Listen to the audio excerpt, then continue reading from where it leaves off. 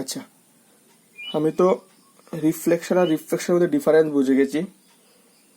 এখন দেখছি রিফ্লেকশনের কি ল আছে আর রিফ্লেকশনের কি ল আছে। তাহলে ফার্স্ট লজ অফ রিফ্লেকশন, যে এটার কি ল আছে এটা ফার্স্ট দেখছি আমি। লজ অফ রিফ্লেকশন কি বলা হচ্ছে, the incident ray, the reflected ray and the normal at the point of incident all are lies in same plane.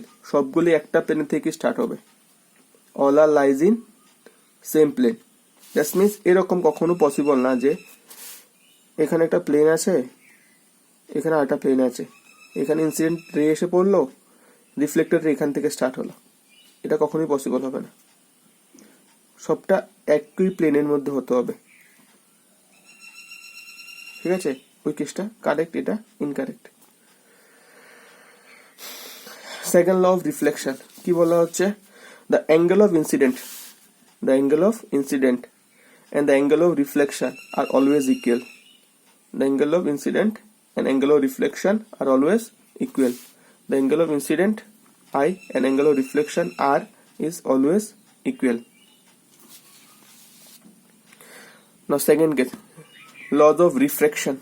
আচ্ছা, কি বলা হচ্ছে, the incident ray, the reflected ray at the point of incident all are lies in same plane. দেখো ওইটার first লো এটার first লো গুলা অনেকটা similar. ওইখানে রিফ্লেকশন ছিল, এখানে রিফ্লেকশন হয়ে গেছে। কি, the incident ray, the refracted ray at the point of incident all are lies in same plane. All are lies in same plane.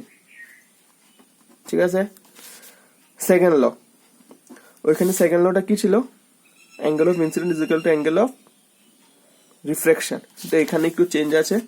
Second লতে কি আছে বলা হচ্ছে, the ratio of sine of angle of incident, the ratio of sine of angle of incident, that means sign I, and the sine of angle of refraction, that means sine r.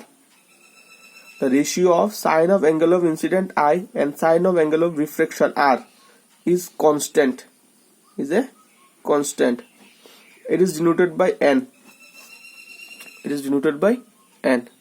কি বলা হচ্ছে second law, the ratio of sine of angle of incident I and the sine of angle of refraction r is a constant, is denoted by n, and it is called reflective index of that medium. It is called reflective index of that medium. It is called, what is n here, n is equal to refractive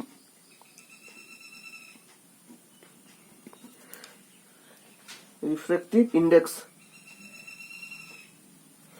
refractive index, and is equal to refractive index of that medium.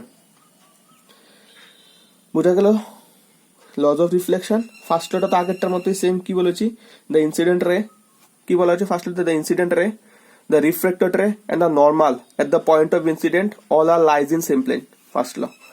Second law কি বলা হয়েছে, the ratio of sine of angle of incident and sine of angle of refraction is a constant. It is denoted by n. What is n? N is refractive index of that medium. N is refractive index of that medium. Okay, এই লটাকে আরেকটার নামও আছে, দেখো Snell's laws of reflection. Snell's laws of reflection, Snell's SNELL, Snell's law of refraction, Snell's laws of reflection, Snell's laws of reflection.